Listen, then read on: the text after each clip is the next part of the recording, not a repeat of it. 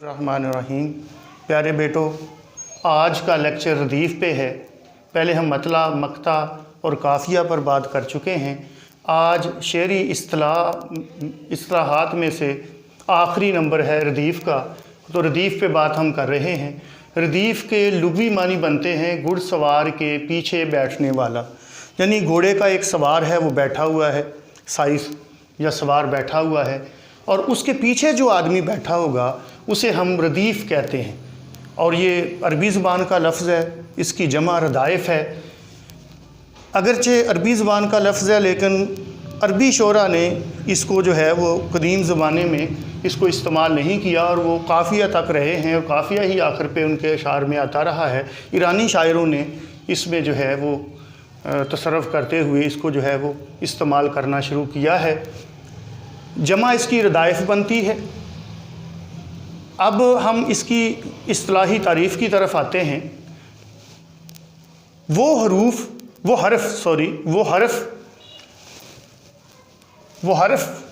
लफ्ज़ या अल्फाज का मजमूआ जो मरदफ़ गज़लियात और कसाइद के मतलों के दोनों मिसरों में और बकिया अशार के दूसरे मिसरे में काफ़िया के बाद आए और जूं का तूं रहे, रदीफ़ कहलाता है। इसका मतलब ये हुआ कि काफ़िए में तो लफ्ज़ की तब्दीली हो सकती है, आवाज़ वही रहेगी, लेकिन रदीफ़ जब इस्तेमाल की जाती है मुरद्दफ़ गज़ल में तो फिर इसमें किसी किस्म की तब्दीली मुमकिन नहीं रहती। अगर रदीफ़ तो आ रही है तो ही रहेगी, अगर का आ रही है तो का ही रहेगी, अगर और आ रही है तो और ही रहेगी, या एक पूरा अल्फाज का मजमूआ जैसे मोमिन खां मोमिन ने अपनी जो तवील बहरों की गज़लें हैं उनमें इस्तेमाल किया, वो जो हम में तुम में करार था, तुम्हें याद हो कि ना याद हो, ये तुम्हें याद हो कि ना याद हो ये रदीफ़ है, तो ये पूरी गज़ल में इसी तरह से चलेगी, इसमें कोई तब्दीली मुमकिन नहीं है। अब हम इसकी दूसरी तारीफ़ की तरफ आते हैं। वो मुस्तकिल कलमात जो अशार में काफ़िए के बाद आते हैं रदीफ़ कहलाते हैं। इसका मतलब ये हुआ कि ये मुस्तकिल कलमे होते हैं, इसमें कोई किसी किस्म का रद्दो बदल जो है वो नहीं किया जा सकता, और इसकी पहचान ही ये है कि ये काफ़िए के बाद आएंगे अशार में। काफ़िए से पहले इनका इस्तेमाल जो है वो सिर्फ़ जो काफ़तीन में होता है कि जिसमें जो है वो कि जिसमें रदीफ़ दरमियान में आ जाती है और काफ़िए दोनों तरफ होते हैं, वरना ये तमाम अशार में जो है इसका जो अशार में वाक़या होने की जगह है वो सिर्फ़ आखिर पे है। अब हम मिसालों की तरफ आते हैं।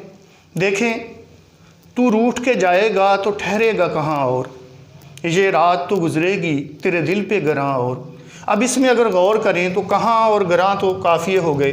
अब और का जो लफ्ज़ है हर्फ, ये रदीफ़ के तौर पे इस्तेमाल हो रहा है, और ये दोनों मिसरों में है क्योंकि ये मतला है।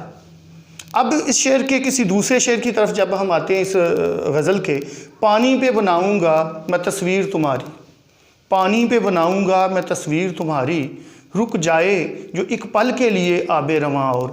अब अगर आप देखें तो दूसरे मिसरे के आखिर पे ये रदीफ़ हमें नज़र आ रही। और इसी तरह से अगर इस गज़ल के और भी शेर जो हैं वो उनकी बात करें तो उसके भी अब पूरी गज़ल के जितने शेर होंगे उसके आखिर पे ही जो है वो रदीफ़ हमें नज़र आएगी। मसलन इसका जो मक्ता है, शायद कि मेरे दिल में कोई आग है अफसर, उठता है जो हर रोज़ मेरे घर से धुआं और। तो ये देखें, और का जो हर्फ है रदीफ़ के तौर पे ये आखिर पे ही इस्तेमाल किया गया है, और इससे पहले जो है वो इस्तेमाल नहीं किया गया।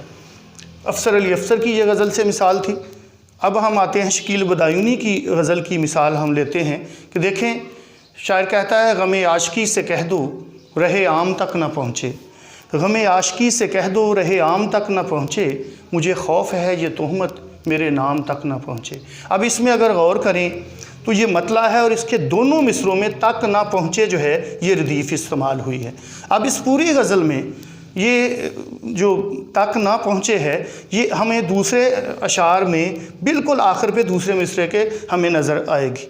मसलन ये अदाए बेनियाज़ी तुझे बेवफ़ा मुबारक, ये अदाए बेनियाज़ी तुझे बेवफ़ा मुबारक, مگر ایسی بے رخی کیا کہ سلام تک نہ پہنچے اب دوسرے مصرعے کے آخر پہ ہمیں نظر آ رہا ہے۔ اسی طرح سے اگر جو غزل شکیل بداینی کی چل رہی ہے تو اس میں ایک شعر ہے، میں نظر سے پی رہا تھا کہ یہ دل نے بد دعا دی، میں نظر سے پی رہا تھا کہ یہ دل نے بد دعا دی، تیرا ہاتھ زندگی بھر کبھی جام تک نہ پہنچے۔ اب دیکھیں جام قافیہ ہو گیا تو تک نہ پہنچے جو ہے وہ پھر ردیف چلتی رہے گی۔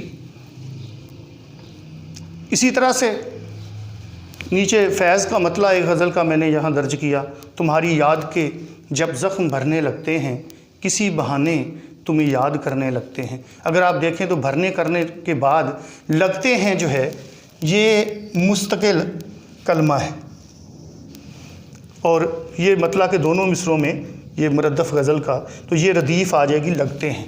تو اس کا جو مثالوں کے ذریعے ہم نے ثابت کیا ہے، ایک تو ردیف ہمیشہ جو ہے اسی طرح سے قافیے کے بعد جو ہے اس کا استعمال ہوتا ہے۔ البتہ جو میں بات کر رہا تھا کہ ذو قافتین ایک، جس میں بعض اوقات ایسے ہوتا ہے کہ شاعر جو ہے وہ تجربات کرنے کے لیے، جیسے ظفر اقبال نے بھی کیے ہیں اور دیگر شعراء نے بھی کیے ہیں، کہ کبھی کبھی جو ہے وہ ردیف کو درمیان میں لا کے پہلے قافیہ استعمال کر کے پھر ردیف لاتا ہے، پھر قافیہ لاتا ہے، لیکن چونکہ ردیف اس میں بالکل وہ آج کل جیسے لاک ڈاؤن ہے تو وہ لاک ڈاؤن ہی ہو جاتی ہے، تو اس میں پھر وہ اس کا جو ہے وہ جو مقصد ہوتا ہے ردیف استعمال کرنے کا مردف غزل اور قصیدے میں، کہ اس میں ایک صوتی آہنگ پیدا ہو، اس میں ایک ترنم اور موسیقیت کی فضا پیدا ہو، وہ مفقود ہو جاتی ہے۔ اس لیے اس کا استعمال جو ہے وہ بہت ہی کم، آٹے میں نمک کے برابر بھی نہیں ہے شاعری میں، اس کا استعمال جو ہے وہ کیا جاتا ہے۔ تو ردیف کی کچھ اور مثالیں جو ہیں وہ میں آپ کے سامنے پیش کرتا ہوں۔ جیسے آپ دیکھیں کہ کہا احمد فراز نے، سلسلے توڑ گیا وہ سبھی جاتے جاتے، ورنہ اتنے تو مراسم تھے کہ آتے جاتے، شکوائے ظلمت شب سے تو کہیں بہتر تھا، اپنے حصے کی کوئی شمع جلاتے جاتے۔ تو آخری جو اگر آپ دیکھیں کہ سلسلے توڑ گیا وہ سبھی جاتے جاتے، ورنہ اتنے تو مراسم تھے کہ آتے جاتے، تو جاتے کا جو ہے لفظ یہ آخر پہ جو آ رہا ہے یہ ردیف ہے۔ اور دوسرے شعر میں بھی جس میں اس نے کہا ہے کہ شکوائے ظلمت شب سے تو کہیں بہتر تھا، اپنے حصے کی کوئی شمع جلاتے جاتے، تو یہ جاتے جو آخر پہ آ رہا ہے یہ ردیف کے طور پہ جو ہے وہ استعمال کیا گیا ہے احمد فراز کی غزل میں۔ اسی طرح سے مثلا ان کی ایک اور غزل لے لیتے ہیں کہ زندگی سے یہی گلہ ہے مجھے، تو بہت دیر سے ملا ہے مجھے۔ تو اس میں اگر آپ دیکھیں تو ملا ہے مجھے، تو ملا جو ہے وہ قافیہ ہوگا، ہے مجھے جو ہے وہ ردیف ہے۔ دونوں مصروں میں اگر دیکھیں تو ہے مجھے، یعنی زندگی سے یہی گلہ ہے مجھے، گلہ ہو گیا قافیہ، اور ہے مجھے جو ہے یہ ردیف ہے۔ تو محبت سے کوئی چال تو چل، ہار جانے کا حوصلہ ہے مجھے، ہے مجھے۔ ہم سفر چاہیے ہجوم نہیں، ایک مسافر ہی قافلہ ہے مجھے۔ میرے بیٹے آج ردیف پہ بات ہو رہی تھی، کبھی بعد میں موقع ملا تو پھر تفصیل سے بات ہوگی۔ آج کے لیکچر نمبر 4 کا اختتام ہو رہا ہے۔ اللہ حافظ۔